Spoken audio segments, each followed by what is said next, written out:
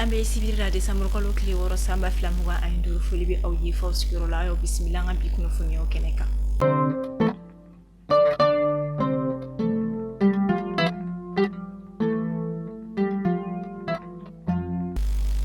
Kuna fundamne la kuno ngojuma Desember kalo kile duru anga jamana nyama general darmi Assimi Goita ale koni anga jamana taji barakela ba olu bismillah mi yere kene ka bunya masigi koni kera kata uyoro kada kan wakati gele mo temena mina taji soroko kuyo ka gele anga jamana konna la wakati olu konna anga jamana taji barakela ba koni uyija ka uche sirika sira jamana nyama udeme wakati gele no koni lati minla o sababu yala decoration ba kon tarakati uma kuno ngojuma anga jamana nyama general darmi Assimi Goita fe kene mika anga jamana ministri nyama general de division Abdoulaye Megatumbi. Mali Airlines sini oye anga jamana tokola pankuru chisoye okoni bena baradamne janvier kalo olu konna la samba flamuga ani woro ola femi ye bara bela jale sigila senga kasangani samba flani muga ani nani wakati uyi minyere konna compagnie ba akoni akuna fonyo charika foko samba flani muga ani woro konna la alere kon mina bara udamne mina akoni mina akapani folo okay mimi saga sobi ka anga jamana ka yere ya sorolika auto city ani kasega anga jamana ka soroda ubunya. Imam Mahmoud Dicko ni allé au Conseil islamique du Mali manyema yake kateme au kofe mouvement M5 RFP afana koni kuye o kungolo do oye wakati laba ona minyere la akoni me jamana ko kambe wakati jambo kuno ngojuma kuno funyo charira kafoko Imam Mahmoud Dicko ale yere koni nye femi karo kafoko kulukura abi yere soro okonna la mina abo o manyema olula kulumi yere fana koni fanga sinama tonwere oye mini atogo ye ko la coalition des forces pour la république CFR minyere koni sikira kuno juma la yini mi be kulu ina o yere de koni ko ka seka kela o koni ke mi yere koni do be tali ke ka seka jamana koni segi akorole ma oni anyokona chama.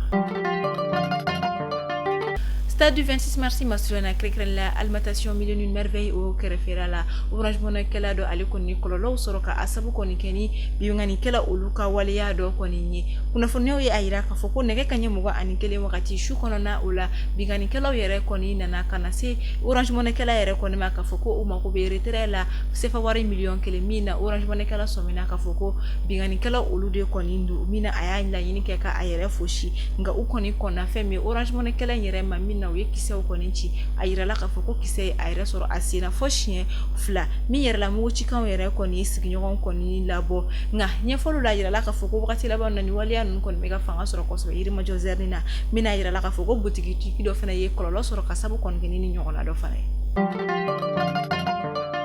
Sheikh Nimanga ni bebe ale to bolo sero fe ni general Shiko ye ni wakati na ali yere soro ko bana ni nyonche Senegal jamana o konna la ni bolo sera kuno fonyo ye mina wakati la bana general Shiko ale kon ka bolu chara mina akoni be kuma siriki jabati le petit prince du Kora ale kan kuma mun bela jalen kon ndam na ni Mariam nyang ale ga video ye min konna la ay ayira ka foko mado ko kungo yerlo kube warba ko nita ka odinya makalo ma ko ka soro ko de kumbe u yere kan walma u masurunya mo ko be ala ko walma u be seka aji konyo tiku yere kon ma ko ngakute okay minkra sababu ni sidiki jabate ale koni mbora ka foko fridoni koni me balma musinga kumala ko akaboka lakli ore koni sinfe Sheikh Nimaga wali ma general Shiko ale koni mbora ka kuma mina aye sidiki jabate akoni kuma chama mfo ama okera sababu ye wakati mina general Shiko akoni na Senegal jamana konna la chido konna min koni tunkatili doni o wakati kile ni la Senegal o wakati kile la sidiki jabate koni plenty déposé akama Senegal jamana konna la mina Senegal jamana koni shariati uye amineni wakati na biko bana ni nyonche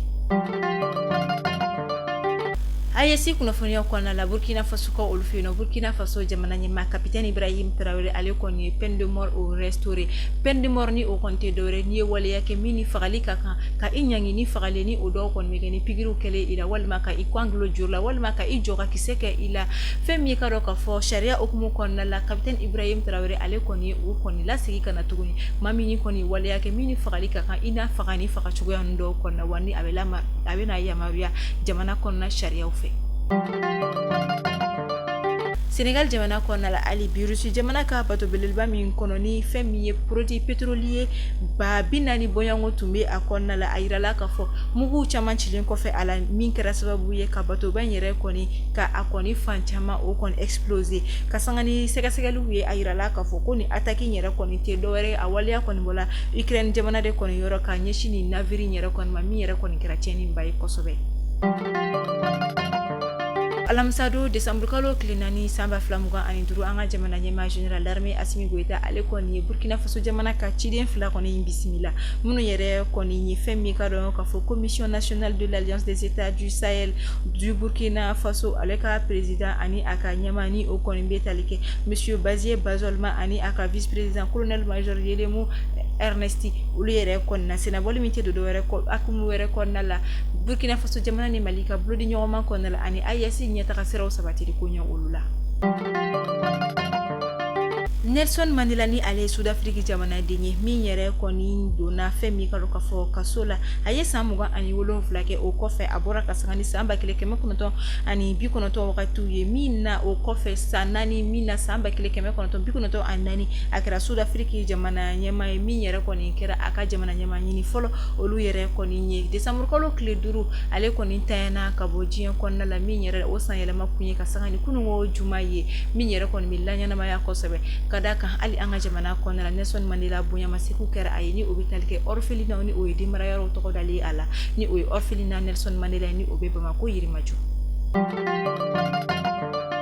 kita marabolo konna la kenye basira ofe kasangani Desamur kalo kile sabati mini arabadu koko fata dugu konna la shifina ka cheni domi yere koni shibe samu kwa bonya kola ale koni shu koni soro la dugu fando koni femina ayire la kafo atunye jurudodo ayire kana ka ayire faga ayini ke kada kuminka bukuna tike koni masika don ula amma fala ka hineke ala hanga jamana nyema alika haramadiya demo ukumu konna la alibi kabine kasangani jamana nyema Assimi Goïta sigili juin kalo samba flam kwa anikle na kase bima akon me akamadema dia demo koni ta akanyeshi ma mamunu yere koni makobe ala mi yere koni kera doko ku ikonna la akoni ye balo fen kiti kemefla anikaro ka fo moto mukambonya ko oti ma mamunu koni lujura to yenu be ku ga adamadiya koni keni ai ameta ko kan kibaru la kasangani je jamana belajina len ko ni farale nyonka maw ko misina bolike kata jamana mun ko na la ko sebe kata u jamana u tariku ulaje ani kata ayorba ulaje ko faransi jamana ko mina o jamana duruna yere ko na ko maw beta mi yere ko ni laje ko sebe wani a nogoli no fana kateme jamana laje ta belajina linka kakuna funyo datugo ameta ko d'Ivoire ko ulufeni no actrice ni ale koni sekuni donko tigla mo bay Abidjan tugu kon nala akon mi nyogolombo ke wa okofe abe animation koni ke teleso olula wa mi yere fana na chroniqueuse fana odo Nadia Sabini ale koni Abidjan jamana sekuni donko tigla mo Arlel Chini ale furumuso ye kuna funyo charla arabado ko daba ma koni ka wole sira alema afatura ka sabu koni ke ni cancer de sein bana de mi cancer bana koni ashin soro mina abora kala ma février kalo samba flamuga anani wakati la mi yere konna awilla ka atereti kasika afurake bana koni ireshutera amanye minko akeroye akoni tagara ida amafo alaka hineke Nadia Sabira cancer bana be moko fenfela alaka kene adi uma mali kuna funi bolo sala jaba ko ne bidanski ke oka bibe mananga kuna funi ola awni ci akala mel ko mana o kambe